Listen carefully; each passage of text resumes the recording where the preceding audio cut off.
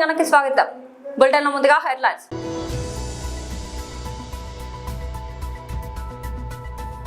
BJP రాష్ట్ర అధ్యక్షులు శ్రీ ఎన్ రామచంద్రరావు గారి పత్రికా ప్రకటన.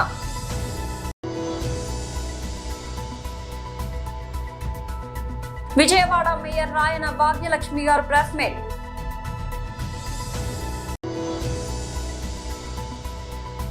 నూట 2 ప్రాజెక్టుల పనులు రద్దు చేసిన రాయలసీమ ద్రోహి జగన్. మద్దిపట్ల సూర్యప్రకాష్ మీడియా సమావేశం.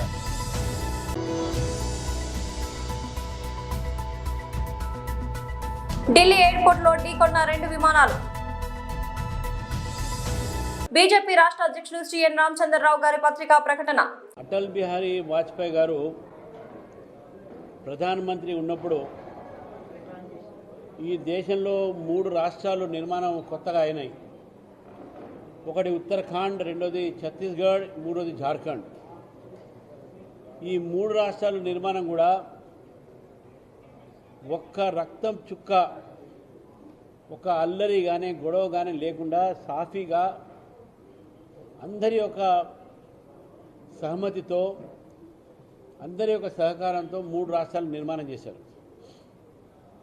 కాంగ్రెస్ పార్టీ ఆ రోజు ఉమ్మడి రాష్ట్రాన్ని పరిపాలించే సమయంలో, తెలంగాణ కోసము మనం పోరాడుతున్న సమయంలో, పోరాడుతున్నటువంటి ఒక నేపథ్యంలో కాంగ్రెస్ పార్టీ ఆలస్యంగా చేసి అనేక మంది యువకులు ఆత్మహత్యలకు గురయ్యారు, ఆత్మ ఆహుతులు ఇచ్చుకున్నారు. గతంలో కూడా కాంగ్రెస్ పార్టీ వలన తెలంగాణ పోరాటంలో వేలాది మంది విద్యార్థులు, యువకులు వాళ్ళ ప్రాణ త్యాగాలు చేశారు, పోలీసు తూటాలకు చనిపోయారు. అటల్ బిహారీ వాజ్పేయి గారు 3 రాష్ట్రాలు ఎక్కడ కూడా ఏ గొడవ లేకుండా కూడా సాఫీగా ఇచ్చినటువంటి నేపథ్యంలో తెలంగాణ ఒక నిర్మాణం ఏ విధంగా, ఎన్ని త్యాగాలతో, ఎంత రక్తపాతంతో, ఎంత ఒక యువకుల ఒక ఆహుతితో వచ్చినటువంటి తెలంగాణని మనము కాంగ్రెస్ పార్టీ వలన వచ్చింది ఇటువంటి ఒక ఏదైతే ఆత్మహత్యలు జరిగినాయి, కాంగ్రెస్ పార్టీ మీద దేశం అంటున్నారు. కానీ ఎంతమంది యువకులు చనిపోయారు ఆలస్యం చేసినందుకు. ఒకవైపు చిదంబరం ఆ రోజు అనౌన్స్ చేసిన తర్వాత మళ్ళీ దానికి యూటర్న్ తీసుకున్న తర్వాత కాంగ్రెస్ పార్టీ అప్పుడు కూడా అనేక మంది చనిపోవడం జరిగింది. మరి ఈ నేపథ్యంలో మా ఒక ఎంపీ పాకిస్తాన్, అదేవిధంగా భారతదేశం విడిపోయినప్పుడు ఎంతమంది అయితే ఆ రోజు చనిపోవడం జరిగిందో దాని మీద కంపారిజన్ పెట్టుకుంటే దానికి అర్థం లేకుండా బీఆర్ఎస్ పార్టీ ఈరోజు దాని మీద పెద్ద ఇష్యూ చేస్తూ ఉంది. వారు మాట్లాడే ఈ నేపథ్యంలో మాట్లాడారు. ఇది ఆలోచించాల్సిన అవసరం ఉంది. వాళ్ళు ఏదో ఆయన మాట్లాడగానే పట్టుకొని దానికి కోతికి బెల్లం చుక్క, బెల్లమా కొబ్బరి, కోతికి కొబ్బరి చొక్కినట్టు ఒంటికాల మీద ఏదో మాట్లాడుతూ పోతున్నారు. తెలంగాణలో మేము తెలంగాణ ఉద్యమంలో భారతీయ జనతా పార్టీ కూడా జేఏసీలో భాగం. భారతీయ జనతా పార్టీ లేకుంటే అసలు తెలంగాణ వచ్చేదా?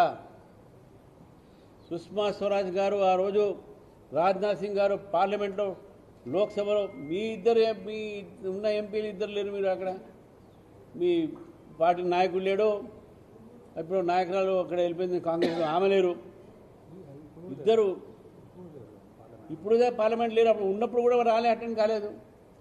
కాబట్టి మీరు భారతీయ జనతా పార్టీ నాయకులు మాట్లాడిన దాని పెద్ద భూతదం పెట్టుకొని చూసి మా మీద తప్పుడు ప్రచారం చేసినప్పుడు ఆపండి. వారు ఏదైతే నేపథ్యం చెప్పారో దాని మీద మనం మాట్లాడాలి. కానీ ఇవన్నీ కూడా దాన్ని పట్టుకొని ఇట్లా మాట్లాడిన అనేది చాలా తప్పు. ఇది క్లారిఫికేషన్ కోసం మీకు చెప్తా ఉన్నాను. విజయవాడ మేయర్ రాయన భాగ్యలక్ష్మి గారు ప్రెస్ మీట్. రాజకీయంగా ముందు ఉండాలి, ముందు వరుసలో ఉండాలి అని ఎప్పుడో 5 ఏళ్ల క్రితమే, గత 2019 మే 30వ తారీఖున ఎప్పుడైతే వైఎస్ జగన్మోహన్ రెడ్డి గారు ప్రమాణ స్వీకారం చేశారు, ఆ ప్రమాణ స్వీకారం చేసిన స్టేజ్ మీదే మహిళా సాధికారత కానీ, మహిళా ఉద్ధరణకు కానీ, లేకపోతే మహిళలు రాజకీయంగా ఉన్నతి పదవిల్లో ఉండాలి అని ఆలోచించిన వ్యక్తి జగన్మోహన్ రెడ్డి గారు. ఈ మహిళా రిజర్వేషన్కి తొలి అడుగు వేసిందే వైఎస్ జగన్మోహన్ రెడ్డి గారని ఈరోజు నేను గర్వంగా తెలియజేయగలుగుతున్నాను. ఎందుకంటే 50% రిజర్వేషన్, స్థానిక సంస్థల్లోన 50% రిజర్వేషన్ భారతదేశంలోనే మొట్టమొదటిగా ప్రవేశపెట్టిన వ్యక్తి వైఎస్ జగన్మోహన్ రెడ్డి గారు. ప్రవేశపెట్టడమే కాకుండా దాన్ని అమలు పరుస్తూ, దాన్ని ఒక చట్టం చేస్తూ, మహిళలకి నామినేటెడ్ పదవుల్లో కానీ అలాగే కాంట్రాక్ట్ బేసిల్లో 50% రిజర్వేషన్ కల్పిస్తూ చట్టం చేసిన వ్యక్తి కూడా జగన్మోహన్ రెడ్డి గారే. ఇది చిన్న విషయం కాదు, చాలా గర్వంగా మేము తెలియజేస్తున్నాం. ఎందుకంటే మహిళలకి ఈ రకమైన చట్టం చేయడం అన్నది గతంలో ఏనాడు ఎక్కడా లేని విధంగా చట్టం చేసిన ఘనత వైఎస్ జగన్మోహన్ రెడ్డి గారిదేనని ఒక మహిళగా నేను గర్వంగా తెలియజేసుకుంటున్నాను. ఈరోజు 33% రిజర్వేషన్కి కేంద్ర ప్రభుత్వం ముందడుగు వేస్తుంటే దానికి ఏనాడో ఆర్జ్యం పోసిన వ్యక్తి వైఎస్ జగన్మోహన్ రెడ్డి గారని మేము ఘంటాపదంగా తెలియజేయగలుగుతున్నాం. ఎందుకంటే వైఎస్ జగన్మోహన్ రెడ్డి గారు ప్రమాణ స్వీకారం చేసిన తర్వాత ఒక డిప్యూటీ సీఎంగా ఒక మహిళని నియమించటం జరిగింది. గతంలో మనం చూసాం పుష్ప శ్రీవాణి గారిని. అలాగే నలుగురిని మంత్రిత్వ శాఖలోన నలుగురు మంత్రుల్ని, మహిళల్ని నియమించడం మనం చూసాం. తానేటి వనిత గారు కానీ, ఆర్కే రోజా గారు కానీ, వశశ్రీ చరణ్ గారు కానీ, అలాగే మన నలుగురు మహిళల్ని పెట్టడం అన్నది మనం చూసాము. అలాగే హోంమంత్రులుగా 2 మహిళల్ని, 2 విడతల 2 మహిళల్ని హోంమంత్రులుగా పెట్టడం మనం చూసాం. 102 ప్రాజెక్టుల పనులు రద్దు చేసిన రాయలసీమ ద్రోహి జగన్ మద్దిపట్ల సూర్యప్రకాష్ మీడియా సమావేశం. నేను మద్దిపట్ల సూర్యప్రకాష్, తెలుగుదేశం పార్టీ రాష్ట్ర అధికార ప్రతినిధి. గత కొంతకాలంగా YSR Congress party Rayalaseema lift irrigation పనులు కూటమి ప్రభుత్వం ఆపేసింది. రాయలసీమ లిఫ్ట్ ఇరిగేషన్ పనులు ఆగిపోవటం వల్ల రాయలసీమ తీవ్రంగా నష్టపోతుంది. రాయలసీమ లిఫ్ట్ ఇరిగేషన్ పనులు వెంటనే చేపట్టాలని చెప్పి వైఎస్ఆర్ కాంగ్రెస్ పార్టీ గ్రామ సింహాలు సీమ గర్జనల పేరుతో, రౌండ్ టేబుల్ సమావేశాల పేరుతో, విలేకరుల సమావేశాల పేరుతో రాయలసీమ ప్రాంతంలో ఉండే వైఎస్ఆర్ కాంగ్రెస్ పార్టీ గ్రామ సింహాలు తెగ హడావుడి చేస్తున్నాయి. ఒక అబద్ధాన్ని పదే పదే చెప్పి అదే అబద్ధాన్ని నమ్మించి అధికారంలోకి రావాలని పిచ్చి కలలుగంటున్నారు వైఎస్ఆర్ కాంగ్రెస్ పార్టీ నాయకులు. అబద్ధాల పునాదుల మీద వైఎస్ఆర్ కాంగ్రెస్ పార్టీని స్థాపించి ప్రతి ఎన్నికకు ఏదో ఒక అబద్ధాన్ని ఎజెండాగా తీసుకొని ఆ ఎజెండాతో ఎన్నికలకు వెళ్ళి ప్రజలు మభ్యపెట్టే ప్రయత్నం చేస్తుంది వైఎస్ఆర్ కాంగ్రెస్ పార్టీ. ఒక ఎన్నికో 2 ఎన్నికలు 5 సంవత్సరాలు 10 సంవత్సరాలు మీ అబద్ధాలు నమ్మారు ప్రజలు. మీ అబద్ధాలను నమ్మి మీరు ఏదో ఉద్ధరిస్తారని మీకు ఓటేసిన తర్వాత భవిష్యత్తులో మళ్ళీ మీ అబద్ధాలు నమ్ముతారని మీరు అనుకోవటం మూర్ఖత్వం. ప్రజలు నమ్మే పరిస్థితుల్లో ఉండరు అన్న విషయం వైఎస్ఆర్ కాంగ్రెస్ పార్టీ నాయకులు గుర్తుంచుకోవాలని చెప్తున్నాం. రాయలసీమ లిఫ్ట్ ఇరిగేషన్ ప్రాజెక్టుకి 2020 మే 5వ తారీఖున ఆనాటి వైఎస్ఆర్ కాంగ్రెస్ పార్టీ ప్రభుత్వం టెండర్లు పిలిచింది. 3,889 కోట్ల రూపాయలకు టెండర్లు పిలిచి ఆ రోజు ప్రభుత్వంలో మంత్రిగా,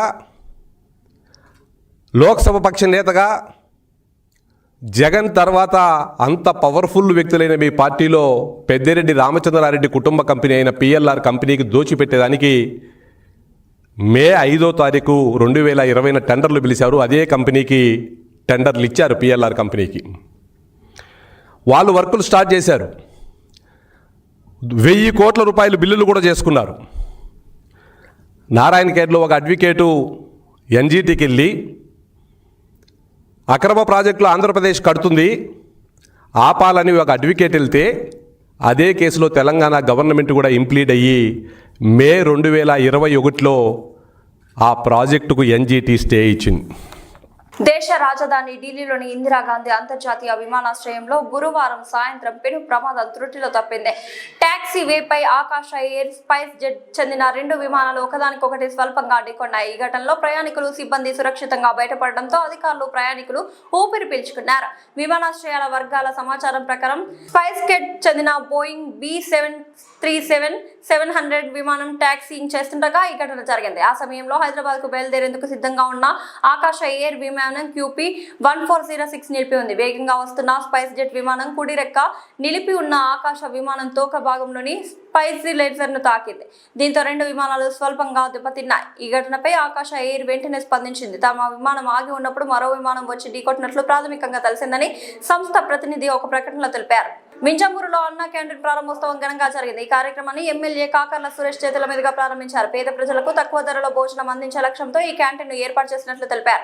ఈ కార్యక్రమానికి జిల్లా మైనార్టీ చైర్మన్ అబ్దుల్ అజీజ్, మాజీ ఎమ్మెల్యే కంపం విజయరామిరెడ్డి, మాజీ చైర్పర్సన్ చంచల బాబు యాదవ్, డాక్టర్ మాసలమణి పాల్గొన్నారు. స్థానిక ప్రజాప్రతినిధులు, పార్టీ మండల కన్వీనర్లు, మండల అధ్యక్షులు, సీనియర్ నాయకులు, కార్యకర్తలు పెద్ద ఎత్తున హాజరయ్యారు. అన్నా క్యాంటీన్ ద్వారా పేదలకు నాణ్యమైన ఆహారం అందించడమే లక్ష్యమని నాయకులు తెలిపారు. ఇలాంటి సేవా కార్యక్రమాలు మరింతగా కొనసాగించాలని ఆకాంక్షించారు. కార్యక్రమం ఉత్సాహభరిత వాతావరణంలో విజయవంతంగా ముగిసింది.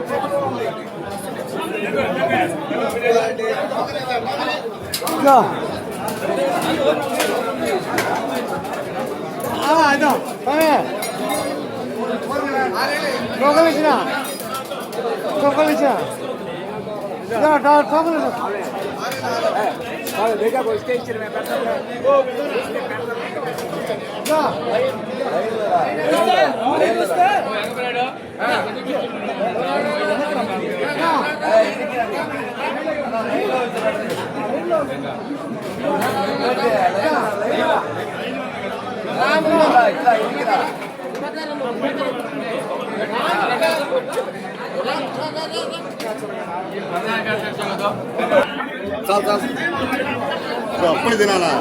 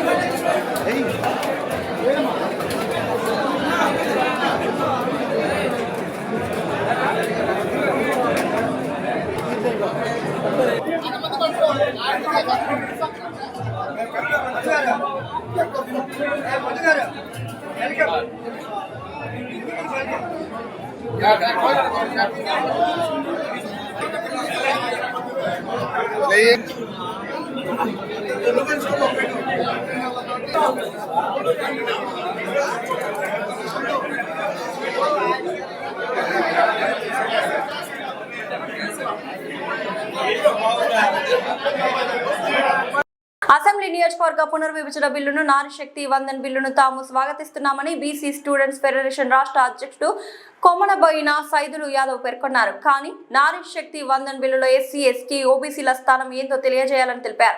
ఉస్మానియా యూనివర్సిటీలోని ఆర్ట్స్ కళాశాల వద్ద విలేకరుల సమావేశం నిర్వహించి మాట్లాడారు. 2027లో జనగణన లెక్కలు అన్ని బయట పెట్టిన తర్వాతనే బిల్లును ఆమోదించాలని అన్నారు. గతంలో ప్రధాని నరేంద్ర మోడీ జనగణన తర్వాత జనాభా లెక్కలని బయట పెట్టిన తర్వాతనే డీలిమిటేషన్ అయ్యాకనే మహిళా బిల్లును తీసుకొస్తామని చెప్పడం జరిగిందన్నారు. కానీ ఇప్పుడు జనాభా లెక్కలు తీయకుండా మహిళా బిల్లు ప్రవేశపెట్టడం ఏంటని ప్రశ్నించారు. దీనికి ప్రధాని నరేంద్ర మోడీ సమాధానం చెప్పాలన్నారు. అసెంబ్లీ నియోజకవర్గ పునరుద్ధరణ బిల్లు, అదేవిధంగా కేంద్రపాలిత ప్రాంతాల్లో నియోజకవర్గ పునరుద్ధరణ బిల్లును ప్రవేశపెడతా ఉన్నది. అదేవిధంగా మహిళా రిజర్వేషన్ బిల్లు కూడా ప్రవేశపెడతా ఉంది. నారీ శక్తి వందనం బిల్లును మేము స్వాగతిస్తూ ఉన్నాం.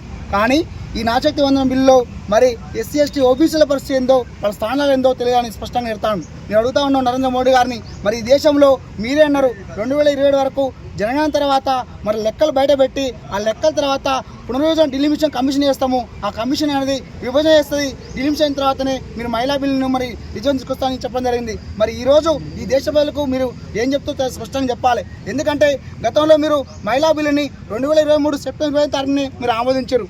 మరి ఆ రోజు ఆర్టికల్ 334(a)ను సవరించి ఈ బిల్లు పెడతారింది. ఆ బిల్లును స్పష్టంగా చెప్పారు.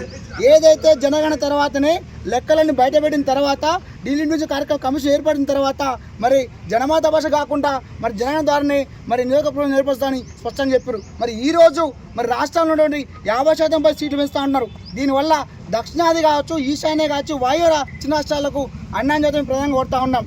మహిళా బిల్లు ఏదైతే ఉందో జనగణన తర్వాతనే 2027 మార్చి జనగణన తర్వాతనే మీరు ప్రవేశపెట్టాలి.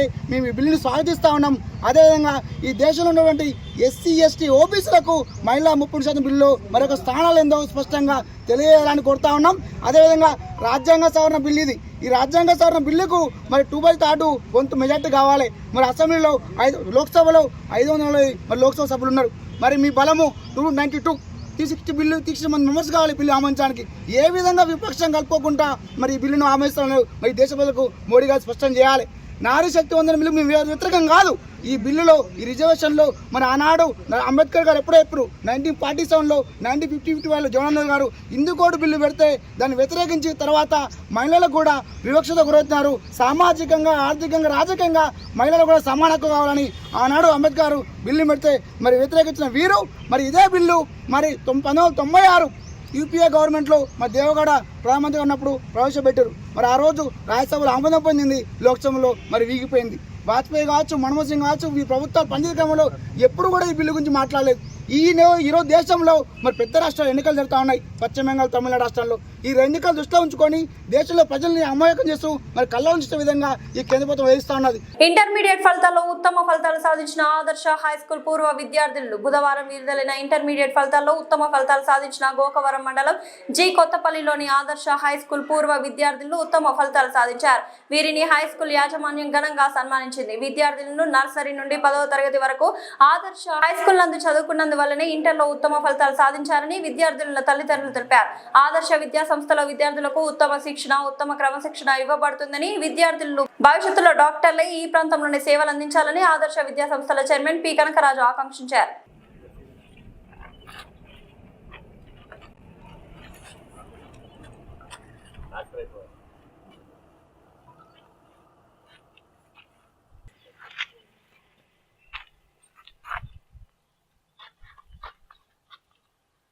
చచ్చిపోగానే గుర్తుంచుకో, ఎప్పుడు చెప్తారు కదా మీ అభివృద్ధికి తిట్టేది ఆయనే.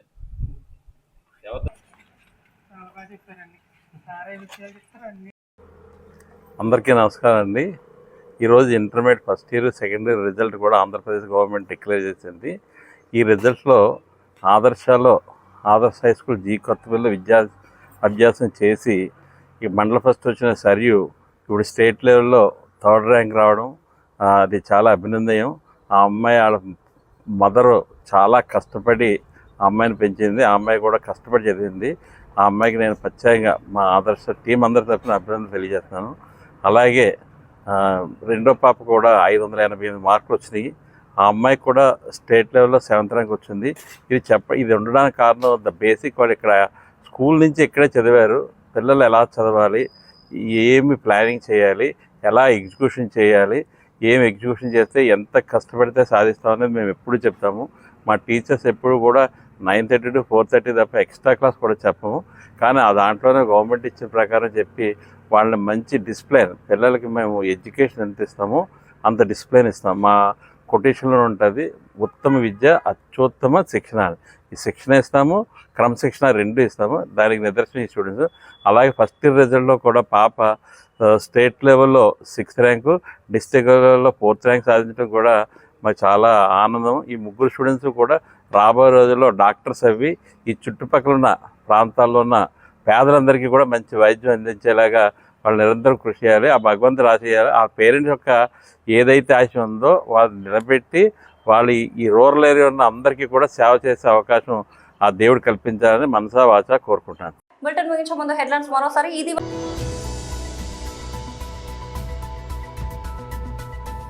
బీజేపీ రాష్ట్ర అధ్యక్షులు శ్రీ ఎన్ రామచంద్రరావు గారి పత్రికా ప్రకటన.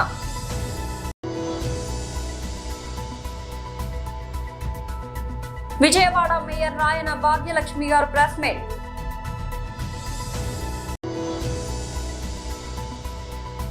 నూట 2 ప్రాజెక్టుల పనులు రద్దు చేసిన రాయలసీమ ద్రోహి జగన్. మద్దిపట్ల సూర్యప్రకాష్ మీడియా సమావేశం.